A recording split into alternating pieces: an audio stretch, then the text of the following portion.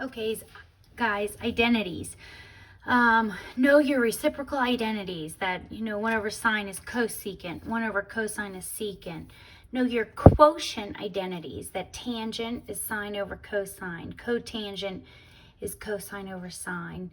Know your Pythagorean identities. The main one is the cosine squared plus the sine squared equals 1. Now, most of these problems, they don't deviate too much from the problems that they've given us. So if you know these, you should be pretty good. So let's go through the ones that were on your test. It says rewrite the cosine of theta minus sine of theta over sine of theta plus sine of theta plus cosine theta over cosine theta over a common denominator.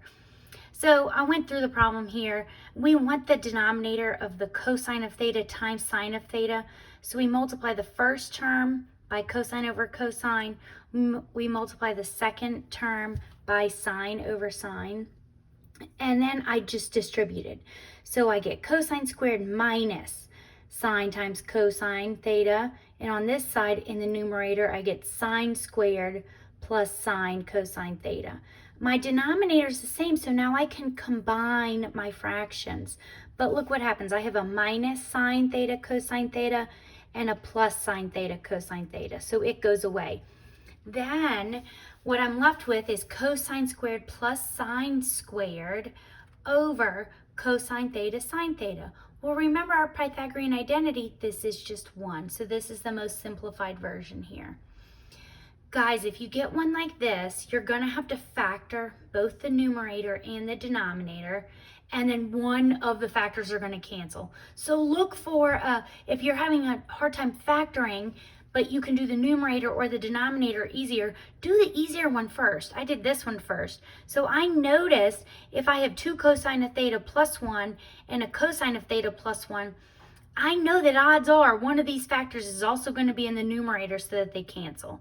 So then you're going to cancel the common factors and you'll be left with something like this. Okay, next problem. Then we start filling stuff in as we're doing them. So this one, I kept the whole problem up there. It's sine of theta. Let me make sure I get it in the screen here. Okay, sine of theta times tangent of theta plus cotangent theta equals secant of theta. Now they're telling you exactly what to do.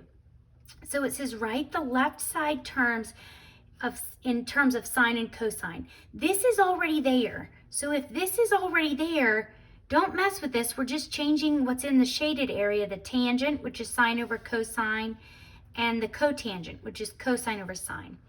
Then the next step says simplify the parentheses by, what I did is I wrote it over a common denominator. So I have to simplify this. So I multiply this one by sine over sine, and I multiply this one by cosine over cosine. So I end up with something very similar to what we had the last problem, sine squared plus cosine squared over sine of theta cosine of theta. What does this simplify to? 1. So this is what goes in this shaded part here. Notice they have the sine of theta already there, so we know we're not changing that. We're just changing what's in the parentheses. Then it says simplify the expression and write it in terms of cosine. Well, the signs cancel, so I'm left with 1 over cosine. They want cosine, not secant yet. Then it says the fraction simplifies to secant using what? This is a reciprocal identity. Just get familiar with them. You won't miss all the questions, just get familiar with them. The next one is to establish the identity. So now we have a nice equation, and it equals 2 cosecant of theta. So the first thing I'm supposed to do is it says write it over a common denominator. Well, we know that means I've got to multiply this side by 1 minus cosine over 1 minus cosine, and this side by sine over sine. So that's what I did here. So what happens is then they say do not expand the numerator, meaning I leave the 1 minus cosine squared alone, and then I write this as sine squared. They don't want you to FOIL this out.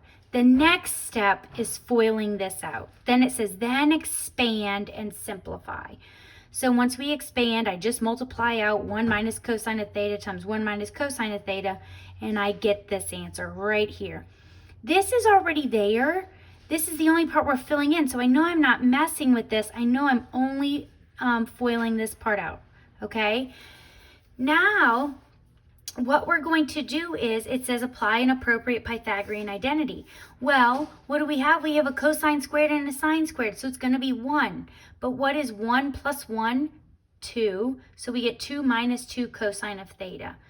Then what I do is I factor out my 2, and I have a 1 minus cosine of theta in the numerator and a 1 minus cosine theta in the denominator. So those cancel, and I'm left with 2 over the sine of theta. Then the last question here is, what is the identity? To simplify this to 2 cosecant of theta, we use a reciprocal identity again. Okay, guys, next is sum and differences.